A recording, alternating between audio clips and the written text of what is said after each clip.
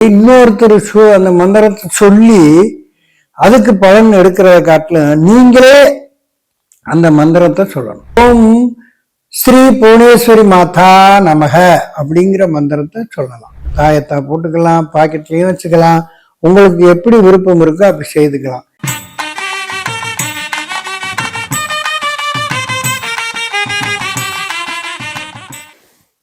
ஆன்மீக அன்பர்கள் அனைவருக்கும் வணக்கம்.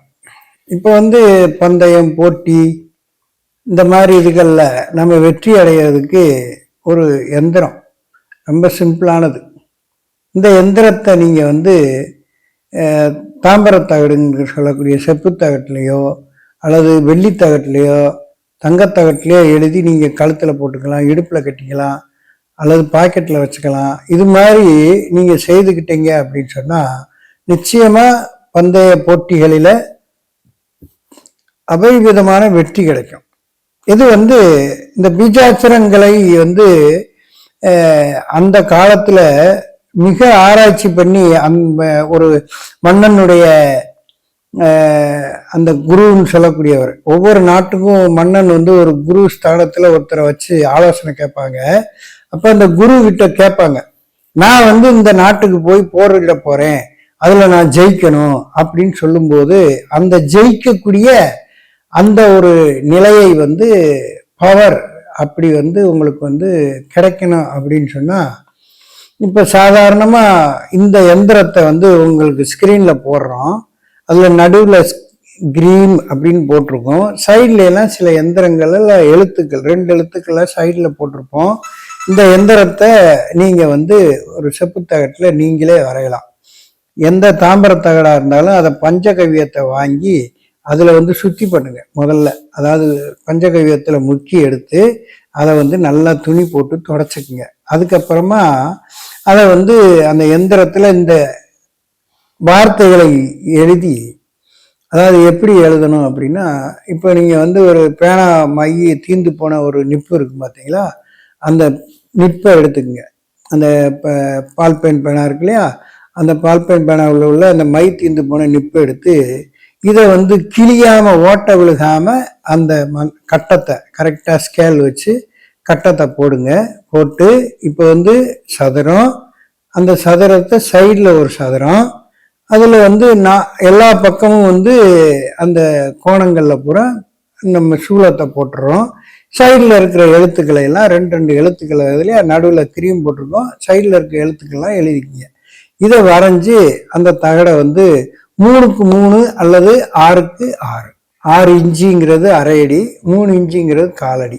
இந்த காலடி அகலத்துல சதுர வடிவில் இருக்கிற மாதிரி இந்த எந்திரத்தை ரெடி பண்ணி வச்சுக்கிட்டு அதுக்கு நீங்க அர்ச்சனை அபிஷேகங்கள் செய்யணும். ரொம்ப பெருசா அப்படி பண்ணணும். இதுக்கு நான் எங்க போனாலும் ஜெயிக்கணும், இப்ப தேர்தல் வரப்போகுதுன்னா தேர்தலில் ஜெயிக்கணும் அப்படின்னா இந்த எந்திரத்தை பர்டிகுலர் பெர்சன்ட் யாரு அந்த போட்டியில நிக்க போறாங்களோ அவர் மட்டும்தான் செய்யணும். அப்படி இன்னொருத்தர் அந்த மந்திரத்தை சொல்லி அதுக்கு பலன் எடுக்கிறத காட்டிலும் நீங்களே அந்த மந்திரத்தை சொல்லணும். அப்ப சொல்லும்போது இதுக்கு லலிதா திரிசதி அப்படிங்கிற ஒரு ஸ்லோகம் இருக்கு. அது சமஸ்கிருதத்துல இருக்கு. அதையே நீங்க இப்ப இன்னைக்கு ஏஐ டெக்னாலஜி வந்துருச்சு, அதை அப்படியே தமிழாக்கம் பண்ணிட்டீங்க அப்படின்னா இந்த லலிதா திரிசதிய அப்படியே தமிழாக்கம் பண்ணிடும். அந்த தமிழாக்கத்தை ஒரு பிரிண்ட் போட்டு எடுத்துக்கிட்டு இதை நீங்க சொல்லலாம். இல்ல அவ்வளவு தூரம் பண்ண முடியாதுங்க அப்படின்னா, அம்பாள் புவனேஸ்வரி தான் லலிதா சகஸ்ர நாமத்துக்குள்ள இருக்கிற மகாசக்தி, பராசக்தி.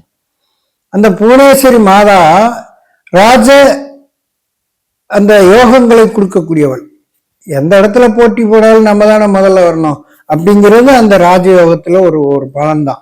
அப்படிப்பட்ட இந்த பலாபலன்களை கொடுக்கக்கூடிய அந்த புவனேஸ்வரி மாதா, அந்த ஓம் ஸ்ரீ புவனேஸ்வரி மாதா நமக அப்படிங்கிற மந்திரத்தை சொல்லலாம். ஆனா திரிசதிக்கு பவர் அதிகம். புவனேஸ்வரி மாதா எதுவுமே சொல்ல தெரியலைன்னா இந்த மாதிரி இந்த ஓம் ஸ்ரீம் புவனேஸ்வரி மாதா நமக அப்படின்னு சொல்லலாம். இதை சொல்லும்போது உங்களுக்கு அபரிவிதமான பலன் கிடைக்கும். இதை என்ன பண்றது?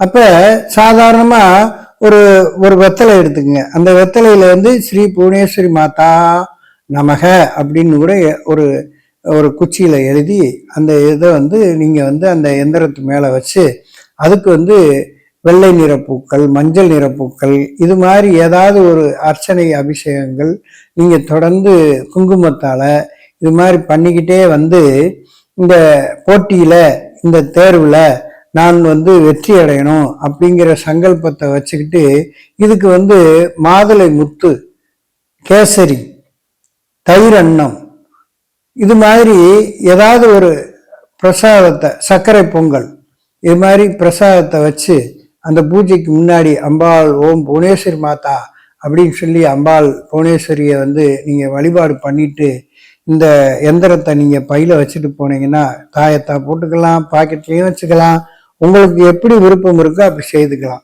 இந்த இப்ப வந்து தேர்வுல அதாவது தேர்வுல எழுதுறவங்க இந்த புவனேஸ்வரி மாதாவை சொல்லிக்கலாம்.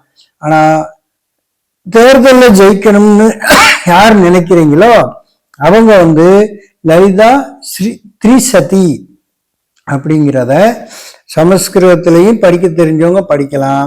அப்படி இல்லைன்னா அதையே தமிழாக்கம் பண்ணி தமிழ்ல அதை வாசிச்சுட்டே வந்தீங்கன்னா நிச்சயமாக போட்டியில நீங்க ஜெயிப்பீங்க. அது 100% பலன் கொடுக்கும்.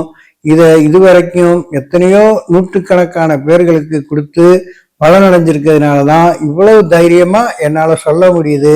கண்டிப்பா ஜெயிப்பீங்க நம்பிக்கையோட. அதுவும் அன்னை புவனேஸ்வரி மாதா மேல நம்பிக்கையோட இந்த மந்திரத்தை நீங்க சொன்னீங்கன்னா நிச்சயமா ஜெயிப்பீங்க. வளமா இருப்பீங்க, நலமா இருப்பீங்க. நன்றி, வணக்கம்.